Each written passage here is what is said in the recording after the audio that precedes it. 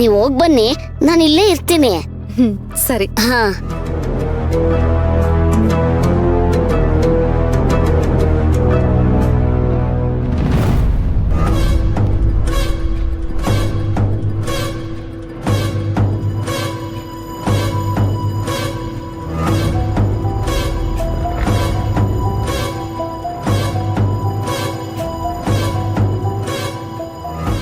ಉರುಳು ಸೇವೆ ಮಾಡ್ತೀಯಾ?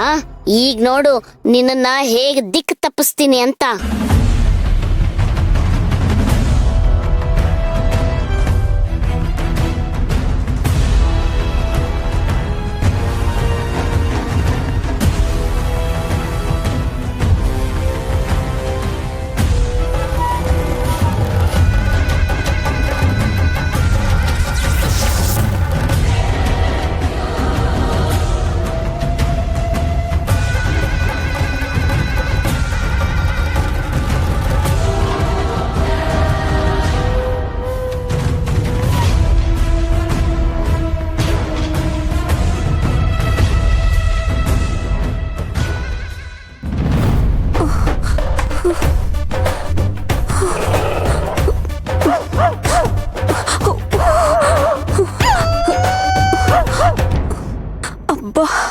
ಕೆಲಸ ಮಾಡಿ ಮಾಡಿ ಸುಸ್ತಾಗೋಗ್ಬಿಟ್ಟಿದೆ, ಹೊಟ್ಟೆ ಹಸಿತಿದೆ.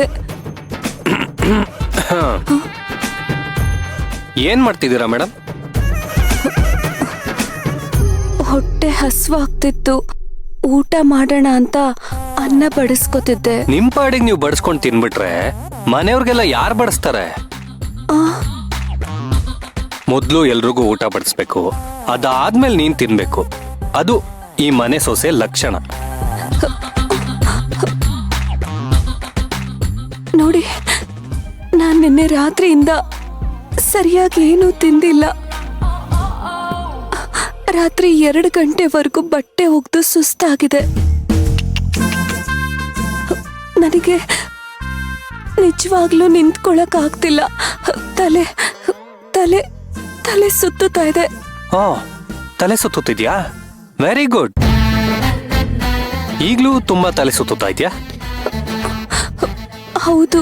ನಿನಗೆ ತಲೆ ಸುತ್ತುತ್ತಿದೆ ಅನ್ಸ್ತಿರ್ಬೋದು, ಆದ್ರೆ ತಲೆ ತಿರುಗಿ ಕೆಳಗ್ ಬೀಳೋ ಹಾಗಿಲ್ಲ. ಅಪ್ಪಿ ತಪ್ಪಿ ಬಿದ್ದೆ ಅಂತಿಟ್ಕೋ, ತುಂಬಾ ಡಿಫಿಕಲ್ಟ್ ಆಗಿರೋ ಪನಿಷ್ಮೆಂಟ್ ಕೊಡ್ಬೇಕಾಗತ್ತೆ. ನಿಮಗ್ ಸ್ವಲ್ಪನೂ ಕರುಣೆ ಅನ್ನೋದೇ ಇಲ್ವಾ? ಏಯ್, ಹೇಳಿ ಡೈಲಾಗ್ನ ಎಷ್ಟ್ ಸತಿ ಹೇಳ್ತಾ ಇರ್ತೀಯ? ನನ್ಗೂ ಪದೇ ಪದೇ ಅದನ್ನೇ ಕೇಳಿ ಬೋರ್ ಆಗೋಗಿದೆ. ನಿನ್ನಂತೊಳ್ಗೆ ಕರುಣೆ ಗಿರುಣೆ ಅನ್ನೋದೆಲ್ಲ ಇಲ್ಲ. ನಿನ್ನಂತೊಳ್ ಬಾಯಲ್ಲಿ ಆ ಪದಾನು ಬರಬಾರ್ದು. ಅಮ್ಮ, ಅತ್ತೆ, ಎಲ್ರೂ ಬನ್ನಿ, ಅಡ್ಗೆ ರೆಡಿ ಆಗಿದೆ.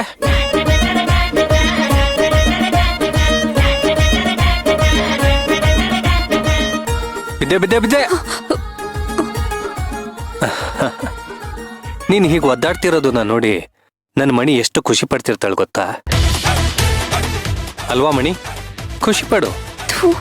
ಎಷ್ಟು ಹಿಂಸೆ ಕೊಡ್ತಾನೆ. ಆ ಮಣಿ ಹೋಗೋ ತರ ಇವನು ಹೋಗ್ಬಿಟ್ಟಿದ್ರೆ ನನಗ್ ನೆಮ್ಮದಿ ಇರ್ತಿತ್ತು. ಅಯ್ಯೋ, ಅವಳೆ ಇಷ್ಟು ಕಾಟ ಕೊಡ್ತಿದ್ದಾಳೆ. ಇವನ್ ಸತ್ರೆ ಇನ್ನದೆಷ್ಟು ಕಾಟ ಕೊಡ್ತಾನೋ ಏನೋ. ಏನ್ ಗೊಣಗ್ತಿದ್ಯಾ? ಏನಿಲ್ಲ. ಬನ್ನಿ ಬನ್ನಿ, ಕೂತ್ಕೊಳ್ಳಿ.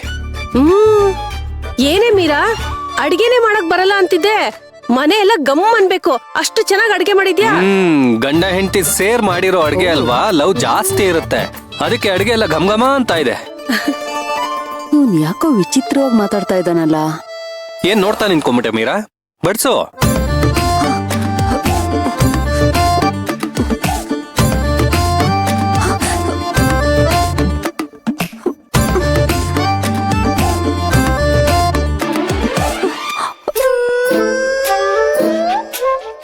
ಏನಾಯ್ತು?